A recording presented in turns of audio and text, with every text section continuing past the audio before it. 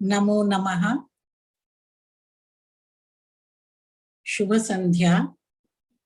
सर्वप्रथमं विश्वमंगल वंदना। कुटुंबं जम्बूद्वीपं स्यात्, संस्कृतिः स्यात् सनातनी, संस्कृतं विश्वभाषा स्यात्, भूलोको नाकवत् भवेत्। पिछले 2 दिवसों से हम सप्तमी विभक्ति का अभ्यास कर रहे हैं और आज भी हम सप्तमी विभक्ति का ही अभ्यास पुनः करेंगे। आप एक बात और समझें कि हमारे यहाँ जो 6 कारक हैं संस्कृत में, उन 6 कारकों में से कुछ अधिक महत्वपूर्ण है और कुछ उनसे कम महत्वपूर्ण है। इसके लिए मैं आपको एक सूत्र याद कराती हूँ, उसे आप ध्यान में रखें। 543 701। 543 का मतलब है 543, यानी पंचमी विभक्ति सबसे कम महत्वपूर्ण है। होता क्या है कि जब हम रिजल्ट बताते हैं तो जिसके अंक सबसे कम आते हैं उसको सबसे पहले बताते हैं। तो पंचमी विभक्ति को पहले रखिए 5। उससे अधिक महत्वपूर्ण चतुर्थी विभक्ति है, उससे अधिक महत्वपूर्ण तृतीया विभक्ति, इसको व्यतिक्रम कहते हैं, अनुक्रम से नहीं है, व्यतिक्रम है। और उससे अधिक महत्वपूर्ण सप्तमी विभक्ति है, सप्तमी से अधिक महत्वपूर्ण द्वितीया विभक्ति है, और कारकों में प्रथमा विभक्ति सर्वाधिक महत्वपूर्ण है। इसका सबसे अधिक स्थानों पे उपयोग होता है। तो प्रथमा और द्वितीया के बारे में हम पढ़ चुके हैं, अभी और थोड़ा हम पढ़ेंगे। लेकिन सप्तमी विभक्ति क्योंकि महत्व की दृष्टि से तीसरे स्थान पर आती है, अतः इसमें बहुत सारे प्रयोग होते हैं और हम उनको आज पुनः देखेंगे। तो आइए कुछ और वाक्य देखते हैं, कुछ और नियम है। उस दिन हमने एक नियम पढ़ा था कि एक क्रिया के होते हुए जब दूसरी क्रिया संपन्न होती है तो सप्तमी विभक्ति होती है। यस्य भावेन भावलक्षणम। जैसे सूर्ये अस्तंगते, सूर्य के अस्त होने पर, या फिर सूर्ये अस्तंगच्छति अंधकारः प्रसरति। सूर्य के अस्त होते समय ही अंधकार साथ ही साथ फैल जाता है। अब आपको एक प्रत्यय की जानकारी हम आगे देंगे, जब हम प्रत्यय पढ़ेंगे। एक एक प्रत्यय के लिए एक एक दिन हम लेंगे। एक प्रत्यय होता है क्षत्रि प्रत्यय। अंग्रेजी की जानकारी जो लोग रखते हैं अच्छी, वो जेरेंट के बारे में जानते होंगे, यानी एक काम करते हुए दूसरे कार्य को करना। उसके अर्थ में संस्कृत में 2 प्रत्यय लगते हैं। ये कृत प्रत्यय है, धातु से सीधे लगते हैं, प्राइमरी सफिक्सेस हैं। एक है क्षत्रि और एक है शानच। शानच प्रत्यय आत्मनेपदी धातुओं से लगता है, जबकि क्षत्रि प्रत्यय परस्मैपदी धातुओं से लगता है। तो सप्तमी के इन सभी प्रयोगों में जहां एक क्रिया के होते हुए दूसरी क्रिया होती है, वहां पर क्षत्रि प्रत्यय का प्रयोग होता है कि ऐसा होते हुए ये हुआ, ऐसा होते हुए ये होता है। तो उसमें आपने आत्मनेपदी और परस्मैपदी धातुएं पढ़ी ही हैं, तो आप जानते हैं कि आत्मनेपदी से शानच प्रत्यय लगता है, अर्थ दोनों का एक ही होता है, और परस्मैपदी धातुओं से क्षत्रि प्रत्यय लगता है, दोनों का अर्थ एक ही होता है। करते हुए ये होता है, करते हुए ये हुआ, भूतकाल में भी लगती है और वर्तमान काल में भी। उसी तरह से एक अर्थ और है सप्तमी का कि यदि अनादर हो रहा है किसी का, एक क्रिया के होने पर जब दूसरी क्रिया जो हो रही है, उस दूसरी क्रिया के होते हुए किसी का अनादर होता है, तो ऐसी स्थिति में सप्तमी के साथ साथ षष्ठी विभक्ति भी लगती है। जैसे पहले मैं इनके रूप आपको बता दूं कि रूप कैसे चलते हैं। क्षत्रिय प्रत्यय में रुद धातु अगर है तो षष्ठी एक वचन में ये रुदत होता है, षष्ठी एक वचन में रूप बन जाता है रुदतः, और षष्ठी बहुवचन में रूप बन जाता है रुदताम। सप्तमी एक वचन में रुद धातु में क्षत्रिय प्रत्यय लगाएंगे तो सप्तमी के एक वचन में रूप बनता है रुदति, तमे छोटी ई, और बहुवचन में रूप बनता है रुदत्सु, और रुदतो जो है षष्ठी और सप्तमी द्वितीय द्विवचन में दोनों में एक जैसे ही बनते हैं। तो हमारे पास अगर एक वाक्य है हिंदी में कि पुत्र के रोते हुए, यानी पुत्र के रोते रोते ही पिताजी ने सन्यास धारण कर लिया। हमारे यहाँ वानप्रस्थ और सन्यास आश्रम की परंपरा प्राचीन से ही रही है। हम लोग 4 आश्रमों में विश्वास करते हैं, मानते हैं, हमारी संस्कृति में है ब्रह्मचर्य, गृहस्थ, वानप्रस्थ और सन्यास आश्रम। तो वानप्रस्थ आश्रम में क्या होता है कि अपने पुत्र पर घर का भार डालकर माता पिता जो है वनवासी हो जाते हैं और वो समाज सुधार में, लोक कल्याण में अपने जीवन को लगाते हैं। तो उस स्थिति में कोई दंपति प्राचीन काल में यदि अपना घर छोड़ते हैं, माता पिता या पिता घर छोड़ते हैं, पुत्र को कहते हैं कि अब तुम संभालो घर को, तो वहां पर पुत्र रो रहा है कि भाई पिताजी क्यों जा रहे हैं, संन्यास्त क्यों हो रहे हैं, मैं कैसे संभालूंगा। लेकिन उसकी परवाह किए बिना पिताजी अपने जो उन्होंने निश्चय किया उस निश्चय पर अधिक रहते हुए वे सन्यासी हो ही जाते हैं। तो ऐसी स्थिति में रुद धातु, जैसे मैंने बताया, रुदतः और रुदति, रुदतः षष्ठी में रूप बनता है और रुदति सप्तमी में।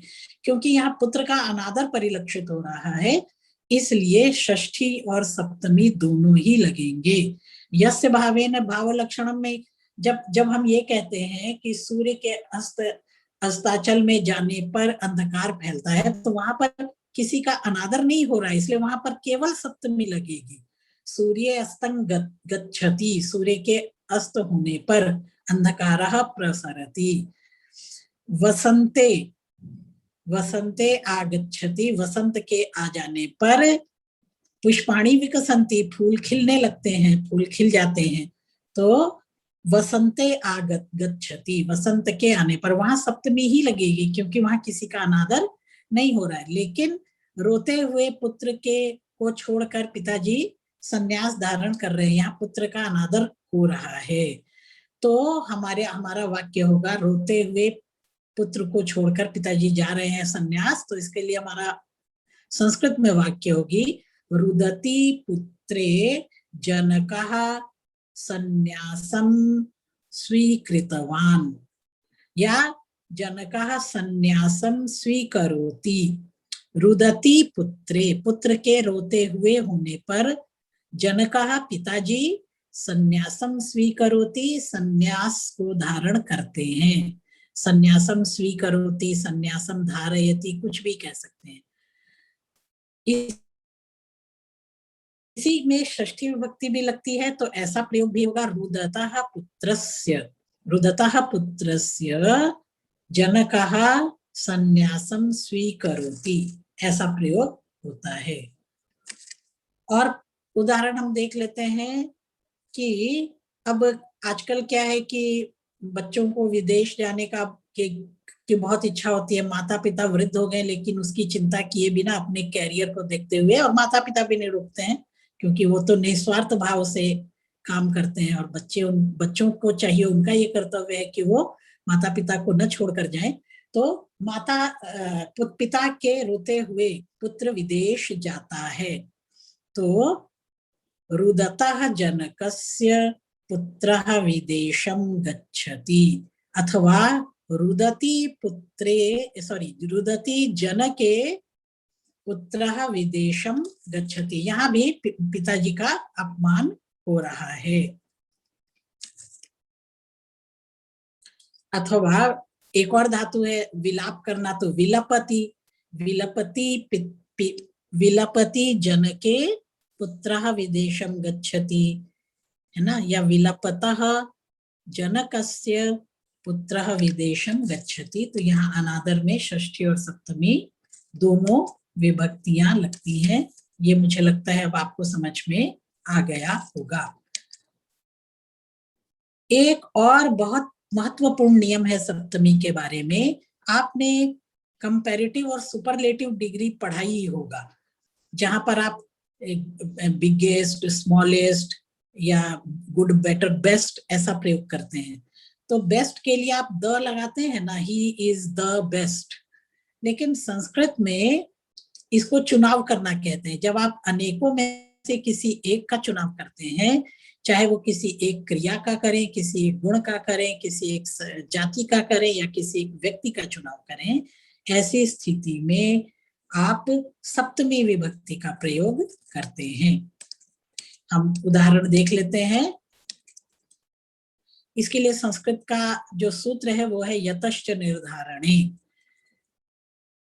मान लीजिए एक वाक्य है कि मनुष्यों में ब्राह्मण श्रेष्ठ है, मान लीजिए। अब यहाँ पर एक प्रत्यय लगता है, वो प्रत्यय है इष्ठन या तमप। तमप प्रत्यय भी इस अर्थ में लगता है और इष्ठन प्रत्यय भी लगता है। तो मनुष्याणाम ब्राह्मणः श्रेष्ठः भी कह सकते हैं, यहाँ सप्तमी और षष्ठी दोनों लगती हैं। अथवा मनुष्येषु ब्राह्मणः श्रेष्ठः, अथवा मनुष्येषु ब्राह्मणः उत्तमः, मनुष्याणाम ब्राह्मणः उत्तमः। ये उत्तम में तमप प्रत्यय लगा है, उपसर्ग। और दूसरा प्रत्यय कौन सा है? इष्ठन प्रत्यय। और उदाहरण देखते हैं। गो शब्द है या गाय के लिए जो शब्द है गो, उसकी षष्ठी विभक्ति में रूप होता है गवाम और सप्तमी के बहुवचन में बनता है गोशु। गवाम कृष्णा बहु क्षीरा। जितनी गाय यहाँ है उन सब में जो कृष्णा गाय है, कृष्णा जो काले रंग की गाय है, वो बहु क्षीरा। यहाँ गुण के आधार पर पृथक्करण हुआ है, चुनाव हुआ है। अथवा हम ऐसा भी वाक्य बना सकते हैं, गोशु कृष्णा बहु क्षीरा। गायों में जो काली गाय है वो बहुत दूध देती है। अब क्रिया के आधार पर देखें, जो लोग जा रहे हैं उनमें जो दौड़ रहे हैं वो ज्यादा, वो अधिक जल्दी कर रहे हैं, वो उनमें शीघ्रता परिलक्षित हो रही है। तो गम धातु का षष्ठी में बहुवचन में रूप होता है गच्छताम और सप्तमी बहुवचन में रूप होता है गच्छत्सु। गच्छताम गच्छत्सु, जाते हुए लोगों में। धावन शीघ्र, दौड़ता हुआ व्यक्ति शीघ्र है। उसी प्रकार हम संज्ञा का उदाहरण लेते हैं। छात्रों में राम पटु है, चतुर है, रामः चतुरः। तो छात्रों में राम चतुर है। तो इसके लिए हम संस्कृत में वाक्य बनाएंगे, छात्राणाम रामः पटुः अथवा छात्रेषु रामः पटुः, ऐसा वाक्य होगा। और वाक्य हम देखते हैं, अयम तीव्रतमः छात्रा सर्वेषामेव वर्तते। एक श्लोक के पाद के रूप में है, अयम छात्रः सर्वेषामेव। यहाँ सर्वेषाम में बहुवचन षष्ठी का लगा है, सर्वेषु भी हो सकता है। अयम तीव्रतमः छात्र, अयम छात्रः सर्वेषाम एव अथवा सर्वेषु एव तीव्रतमः वर्तते। तीव्र में तमप प्रत्यय हमने लगा दिया गुण से। तेषु छात्रेषु रामाय पारितोषिकम दातव्यम। तेषु, उन छात्रों में से जो राम है उसको पारितोषिक देना चाहिए, दातव्यम। तो तेषाम छात्राणाम रामाय पारितोषिकम दातव्यम भी हो सकता है, तेषु छात्रेषु रामाय पारितोषिकम दातव्यम। दोनों ही प्रयोग साधु हैं, इनमें कहीं कोई कठिनाई नहीं है। एक श्लोक बहुत सुंदर, उसको आप देखें, पुष्पेषु चंपा। यहाँ पे सप्तमी विभक्ति का बहुत स्थानों पर प्रयोग है, इसलिए आप देखें इसको। पुष्पेषु चंपा, पुष्पों में चंपा नाम का फूल। नगरेषु लंका, नगरों में लंका, ये आज की लंका नहीं, रावण की लंका है ना। उसके बाद नदीषु गंगा, नदियों में गंगा सर्वश्रेष्ठ है। और नृवरेषु रामः, वर अर्थात श्रेष्ठ मनुष्यों में राम सबसे अधिक है। वामासु रंभा, वामा कहते हैं सुंदर स्त्री को, वामासु सप्तमी बहुवचन, लतासु वामासु। रंभा जो है वो सर्वश्रेष्ठ है। पुरुषेषु विष्णु, पुरुषों में विष्णु श्रेष्ठ है। काव्येषु माघः, काव्यों में यहाँ माघ काव्य कहा, माघ काव्य कौन सा है, शिशुपालवध। और कवि कालिदास, और कवियों में कालिदास सर्वश्रेष्ठ है। तो यहाँ आप देख रहे हैं कि अनेक बहुवचन में से, अनेकों में से एक को जब चुनना हो, एक का चयन करना हो, तो वहां हम सप्तमी और षष्ठी दोनों का प्रयोग करते हैं। यहाँ एक चीज मैं आपको और बता दूं, क्योंकि प्रसंग है, तो जहां सुपरलेटिव डिग्री में सप्तमी और षष्ठी का प्रयोग होता है, वही कंपैरेटिव डिग्री में तरप और ईयसुन प्रत्ययों का प्रयोग होता है। जैसे एक वाक्य है कि मथुरा के लोग पाटलिपुत्र के लोगों से अधिक धनवान हैं। यहाँ दो में एक की तुलना हो रही है। माथुराः पाटलिपुत्रेभ्यो आढ्यतराः, तरप प्रत्यय लगा। जब अनेक में से एक को चुनना है तो तमप, जब दो में से एक को चुनना है तो तरप। जैसे आप उच्चतर और उच्चतम ऐसा कहते हैं, दो में से एक की ऊंचाई बतानी है तो उच्चतर, या अनेकों में से एक की ऊंचाई बतानी है तो उच्चतम। कृष्णः कंसात बलियान, यहाँ ईयसुन प्रत्यय लगा है। रामः रावणात् बलवत्तरः, राम रावणात् पंचमी लग रही है। कंपैरेटिव डिग्री में सर्वत्र पंचमी का प्रयोग होता है। एक और वाक्य हम देखते हैं, अश्वः तीव्रतरः वृषभात्, वृषभ बैल को कहते हैं। तो अश्व बैल की तुलना में अधिक तीव्र गति से दौड़ सकता है।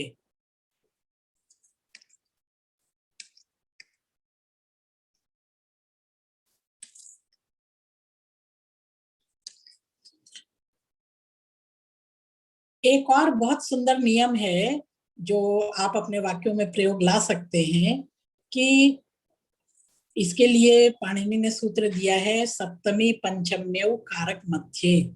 जब दो शक्तियों के मध्यवर्ती किसी कालवाचक पद का या स्थानवाचक पद का हम उल्लेख करते हैं, तो वहां पर उन कालवाचक और स्थानवाचक पदों में सप्तमी और पंचमी दोनों का प्रयोग करते हैं। जैसे मान लीजिए आप आज खाकर फिर 2 दिन बाद खाएंगे, किसी का कोई व्रत है, आज खाकर फिर 2 दिन के बाद खाएगा, मतलब ये इस यहाँ दोनों में ही कर्ता एक है। आज खाने वाला भी वही करता है, जो 2 दिन बाद खाएगा वो भी करता ही है। तो ऐसे वाक्यों में हम जो बीच के 2 दिन ऐसा कहना है, वहां पर सप्तमी और पंचमी का प्रयोग करते हैं। इसको शक्ति द्वय कहते हैं। दो वस्तुओं के मध्य, दो क्रियाओं के मध्यवर्ती एक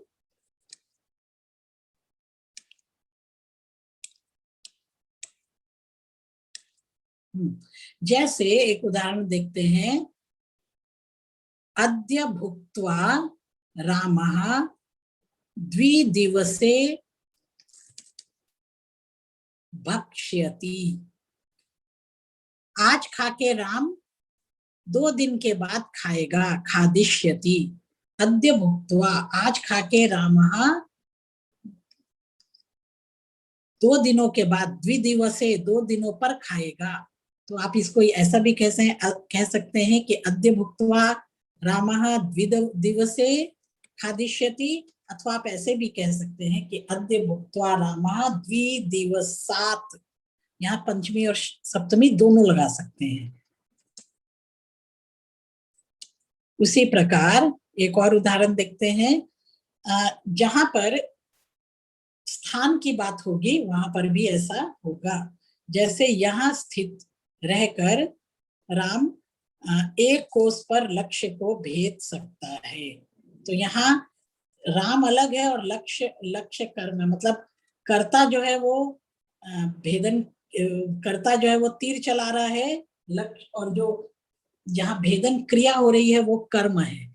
तो इसके लिए हमारा वाक्य होगा इह स्थः, इह स्थो, इह स्थः रामः, क्रोशे भी कह सकते हैं, क्रोशे लक्ष्यम भिनत्ति, यहाँ रहकर वो एक कोस दूरी तक लक्ष्य को बींध लेता है। तो क्रोशे भी कह सकते हैं अथवा क्रोशात भी कह सकते हैं। इह स्थः रामः क्रोशात लक्ष्यम भिनत्ति। कर्ता और कर्म, यहाँ पर कर्ता और कर्म के मध्यवर्ती जो देश है उसमें हम सप्तमी विभक्ति का प्रयोग और पंचमी विभक्ति का प्रयोग करते हैं। इसी प्रकार अधिक शब्द के योग में, जैसे सह के योग में तृतीया होती है, वैसे ही अधिक शब्द के योग में भी सप्तमी होती है। जैसे हरि जो है विष्णु लोक से अधिक हैं, मतलब विष्णु जो है उनके पास जो शक्तियां हैं इस संसार से अधिक हैं। तो हम कहेंगे लोके लोकात, लोके अधिको हरि अथवा लोकात अधिकः हरि। और देखते हैं, सम्मान्यते सर्वराष्ट्रैः यद राष्ट्रम तु बलेधिकम, जो राष्ट्र बल में अधिक होता है वो सभी राष्ट्रों के द्वारा सम्मान पाता है। यो गुणेषु अधिकः सह लोके सर्वैः स्तूयते, जो जिसके गुण अधिक होते हैं ऐसा व्यक्ति संसार में सबके द्वारा पूजित होता है। यहाँ पर हम पंचमी भी लगा सकते हैं, सह सर्वेभ्यो अधिको मानी सर्वेभ्यः च अधिको धनी, वही सबसे अधिक मान प्राप्त करता है और धन प्राप्त करता है। ये बहुत 3 अच्छे नियम थे, ये हमने देखा। इसके अतिरिक्त कुछ क्रियाएं भी हैं जिनके योग में सप्तमी विभक्ति लगती है। जैसे स्नेहयति, स्नेह करता है, राजा प्रजाओं से स्नेह करता है, राजा प्रजासु स्नेहयति, प्रजाओं से, तो यहाँ पर आपको प्रजाओं में स्नेह करता है, ऐसा स्नेह धातु के साथ सप्तमी विभक्ति का प्रयोग होता है। जिससे स्नेह करते हैं उसमें सप्तमी विभक्ति आती है। इसी प्रकार और भी आप कर सकते हैं, भ्राता, भ्राता भगिन्याम स्नेहयति, भाई बहन में प्रेम रखता है, मित्रम मित्रे स्नेहयति, एक मित्र दूसरे मित्र से प्रेम रखता है, जनकः पुत्रे स्नेहयति, जनक अपने अपने पिताजी पुत्र में स्नेह रखते हैं, माता पुत्रे स्नेहयति, ऐसा प्रयोग होगा। इसी प्रकार एक क्रिया है विश्वसिति, विश्वास करता है, विश्वसिति, इसके अर्थ इस जिस पर आप विश्वास करते हैं उसमें आप सप्तमी विभक्ति लगाते हैं। जैसे अधिकारी अपने कर्मचारियों पर विश्वास करता है, तो अधिकारी में प्रथमा विभक्ति लगाएंगे, वो करता है। अधिकारी कर्मकरेषु विश्वसिति, है ना, जनकः पुत्रे विश्वसिति, गुरु छात्रेषु विश्वसिति, इस प्रकार के प्रयोग हम करेंगे। इसके अतिरिक्त कुछ और पद हैं जिनके योग में हम सप्तमी लगाते हैं, जैसे निपुणः, कुशलः, प्रवीणः, पटुः, चतुरः। इन अर्थों को बताने वाले जो पद होते हैं, जो कुशलता को व्यक्त करने वाले हैं, अर्थ वाले, उन सब के योग में हम जिस चीज में कोई व्यक्ति, जिस कार्य में वो व्यक्ति कुशल है, उस कार्य में सप्तमी लगाते हैं। जैसे दीनदयाल शास्त्रों में निपुण है, दीनदयालः शास्त्रेषु कुशलः, दामोदरः भवन निर्माणे कुशलः, कोई भवन निर्माण की कला में कुशल है तो दामोदर भवन निर्माण में कुशल है। सुरभि संगीत कला में निपुण है तो सुरभि संगीत कलायाम कुशला, सुरभि है इसलिए कुशला आएगा, स्त्री है ना। राधा को केश प्रसाधन में दक्षता प्राप्त है तो हम कहेंगे राधा केश प्रसाधने पटवी। अब पटवी क्यों कहेंगे, क्योंकि लड़की है। पटुहु कहेंगे यदि पुरुष है, मोहनः काष्ठ कार्ये चतुरः, मोहन बढ़ई के काम में चतुर है। चिन्मयः क्रीड़ासु कुशलः, चिन्मय नाम का बच्चा खेलकूद में अच्छा है। इसी तरह से रवि वर्मा कलासु प्रवीणः, रवि वर्मा कलाओं में प्रवीण है। तो इस अर्थ वाले सभी शब्दों के साथ हमने देखा सरस्वती विद्यासु निपुणा। अब सरस्वती है इसलिए निपुणा हुआ लता की तरह, निपुणा नहीं होगा। अगर रामा है तो रामः विद्यासु निपुणः, किंतु सरस्वती विद्यासु निपुणा, क्योंकि ये उसका विशेषण बन जाता है। तो यहाँ पर आपने देखा कि किस प्रकार से सप्तमी का प्रयोग होता है। सप्तमी का श्रृंखलाओं में भी प्रयोग होता है। जैसे देखिए कुछ ऐसे हमने अभी ऊपर एक देखा था चंपा, वो यतश्च निर्धारणे में पुष्पेषु चंपा। इसी प्रकार एक और श्लोक है जो बहुत अच्छा है, जिसमें सप्तमी विभक्ति का बहुत प्रयोग है, उसे हम देखते हैं। उत्सवे व्यसने चैव, उत्सव में यानी घर में कोई अच्छा शुभ कार्य है तब, व्यसने जब घर में कोई विपत्ति आती है उस समय, दुर्भिक्षे जब अकाल पड़ता है, शत्रु विप्लवे जब शत्रु आप पर आक्रमण करता है उस समय पर, सब में सप्तमी लग रही है। राजद्वारे, पहले हमारे यहाँ तो राजतंत्र था तो राजा जब चाहते थे किसी को भी बुला लेते थे, उनकी मर्जी था। पहले तो प्रजातंत्र था नहीं, तो राजद्वारे जब राजा ने कॉल कर लिया है तो उस प्रोटोकॉल के तहत जाना ही है। श्मशाने च, जब किसी की मृत्यु हो जाती है उस स्थिति में, यह तिष्ठति, जो आपके साथ निरंतर बना रहता है उन सभी परिस्थितियों में, उसे ही बंधु कहते हैं। सह बांधवः, एक बार फिर सुन लीजिए। उत्सवे व्यसने चैव दुर्भिक्षे शत्रु विप्लवे राजद्वारे श्मशाने च यस्तिष्ठति स बांधवः। बंधु की बहुत सुंदर परिभाषा यहाँ दी गई है। और दीर्घ वाक्य का एक उदाहरण हम देखते हैं। जैसे मान लीजिए चिड़िया है, चटका अस्ति, ये हम स्त्रीलिंग में देखते हैं। चटका चिड़िया कहाँ बैठी है, तो शाखा पर बैठी है, तो शाखा का सप्तमी एकवचन लगाएंगे शाखायाम। चटका शाखायाम अस्ति, शाखा कहाँ है, लता में है, लता का सप्तमी लगाएंगे लतायाम अस्ति। लता कहाँ है, वाटिका में है, यहाँ भी स्त्रीलिंग है वाटिका, वाटिकायाम, लता वाटिकायाम अस्ति। और वाटिका कहाँ है, नगरी में है, नगर्याम सप्तमी एकवचन में रूप होगा। तो आप दीर्घ वाक्य ऐसे बनाएंगे, नगर्याम वाटिकायाम लतायाम शाखायाम चटका अस्ति, ऐसे प्रयोग भी होते हैं। तो आज हमने बहुत सारे नियम पढ़े हैं 3 दिवसों में। तो अब हम ऐसा मानते हैं कि मोटे मोटे सब नियम सप्तमी विभक्ति के रूप में आपको आ गए। कुछ आइए गृह संबंधी वस्तुओं को हम देख रहे थे, उनको देखते हैं। करंडकः, डब्बे को कहते हैं करंडकः। युवाम करंडकेषु किम किम रक्षतः, रक्षतः, तुम दोनों डब्बे में क्या क्या रखते हो। उसी तरह लेखन पीठः, राइटिंग टेबल को कहते हैं लेखन पीठः। अयम काष्ठ निर्मितः लेखन पीठः अस्ति, ये लकड़ी से बना हुआ लेखन पीठ है। तंतु, तंतु किसको कहते हैं, या फिर ये सूत्र को कहते हैं डोरा। इयम निर्माणी अस्ति, ये निर्माणी कहते हैं ये फैक्ट्री को, इयम निर्माणी अस्ति स्त्रीलिंग है, यह फैक्ट्री है।